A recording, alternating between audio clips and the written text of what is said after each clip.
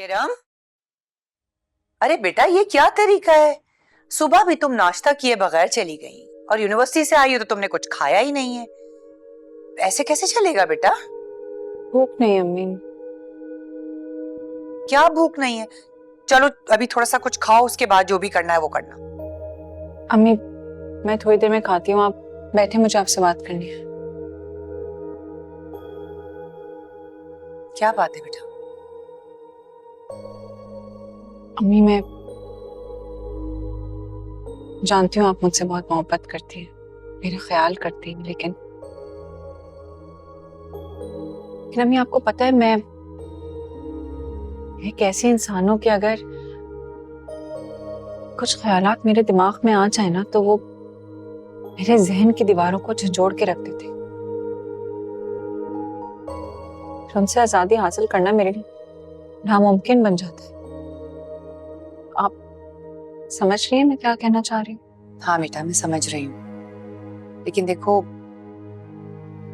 उन बातों के लिए अपने आप को परेशान करना जिस पे हमारा बस नहीं चल सकता कोई फायदा नहीं है। और वैसे भी माजी की बातों को याद करके होता कुछ नहीं है, सिर्फ वो तकलीफ ही देती है हमें।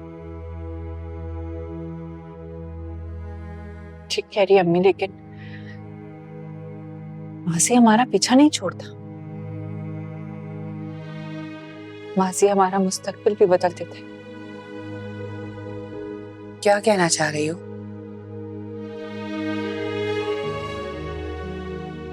अम्मी मैं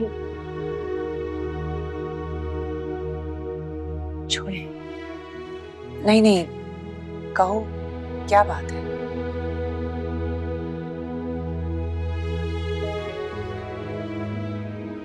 अम्मी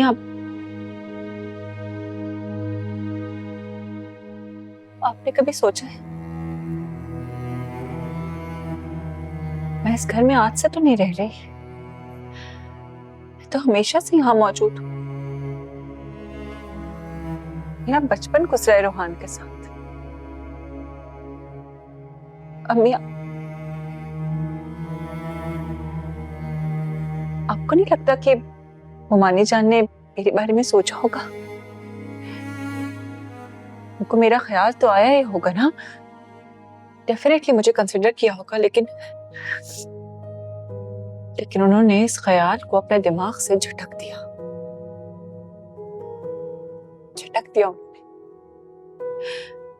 लेकिन इसका सबब मैं तो नहीं थी, इसका सबब आप है।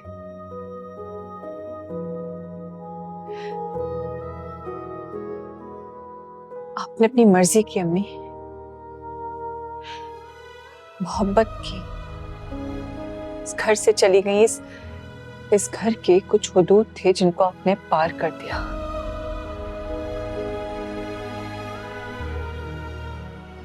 कितने लोगों को आपने नाराज किया अम्मी,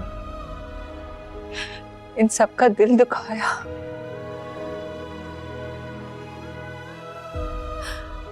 वरना अम्मी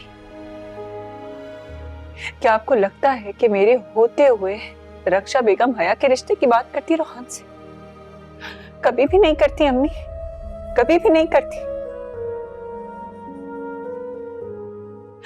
शायद जो आपने किया ना वो इस घर की दीवारों से लेकर दरख्शा बेगम के घर की दीवारों तक कोई भी आज तक नहीं भुला सका। अम्मी अम्मी मुझे आपके किए की सजा मिल रही है। मेरे साथ जो कुछ भी हो रहा है अम्मी, वो आपका किया धरा है। मेरा आज आपके माजी के ढेर के ऊपर बैठा हुआ है। मेरा क्या कसूर था अम्मी? मेरा क्या कसूर था? मैंने तो कुछ नहीं किया।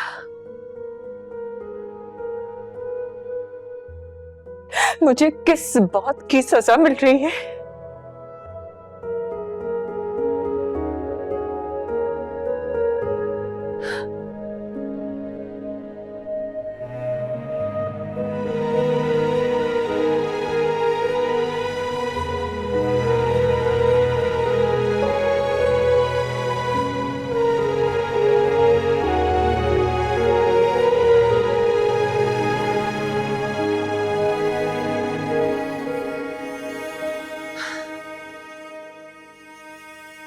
अब क्या कहूँ मैं सोनिया,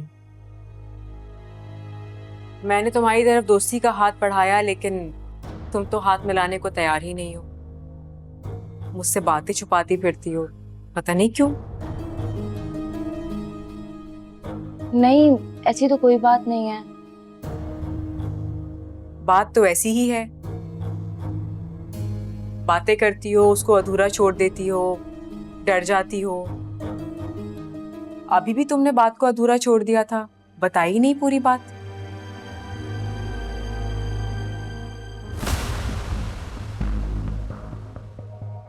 चाची जान, पहले आप पहले मुझसे वादा करें कि आप ये बात किसी को बताएंगी नहीं। तुम ट्रस्ट कर सकती हो मुझ पे, तुम्हारी बात कहीं नहीं जाएगी। बताओ। असल में आसिया पुप्पो ने सबके खिलाफ जाके पसंद की शादी की थी और कोई भी उनकी शादी से खुश नहीं था, लेकिन उन्होंने किसी की मानी नहीं और बगावत की। फिर क्या हुआ? फिर घर वालों ने उनकी शादी करवा दी, लेकिन कोई भी उनकी शादी से खुश नहीं था। अच्छा, तो ये बात थी। तुम डर क्यों रही हो? खुल के बताओ पूरी बात, फिर क्या हुआ? फिर इरम आप ही पैदा हो गई और उनके अब्बू की डेथ हो गई। पुप्पो अकेली पड़ गई थी, तो दादी ने उन्हें यहाँ सबके साथ रहने के लिए बुला लिया। लेकिन अब भी कुछ लोग हैं जिन्होंने उन्हें माफ नहीं किया है, और अगर ये बात खुल गई तो देखें, आप प्लीज ये बात किसी को नहीं बताइएगा, वरना मेरे लिए बहुत मुश्किल हो जाएगी। मैंने कहा ना कि तुम मुझ पे ट्रस्ट कर सकती हो, तुम्हारी बात कहीं नहीं जाएगी, promise.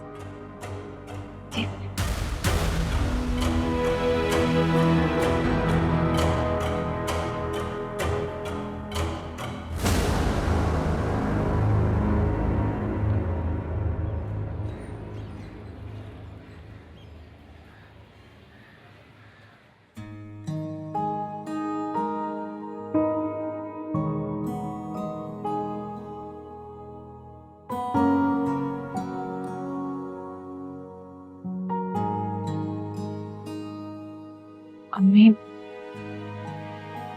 I am sorry. I know मुझे वो सब कुछ नहीं कहना चाहिए था। ये कोई नई बात नहीं है। आए दिन मैं कुछ ना कुछ सुनती रहती हूँ, कोई ना कोई कुछ ना कुछ बोल ही देता है मुझे। लेकिन आज से पहले तुमने कभी ऐसा नहीं कहा, आज तुमने भी कह दिया। अम्मी, मेरे मुंह से निकल गया था, मैंने बस घबराहट में कह दिया वो सब कुछ।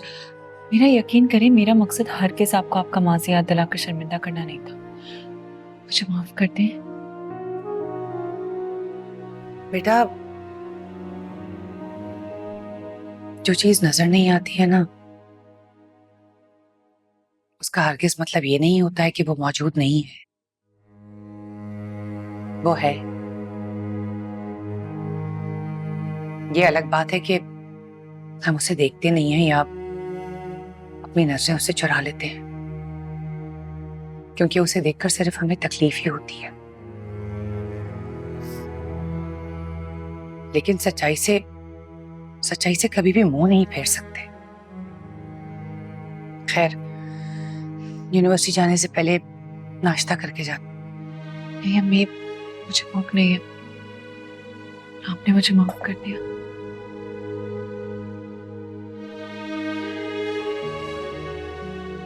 माँ बच्चों से कभी नाराज नहीं होती।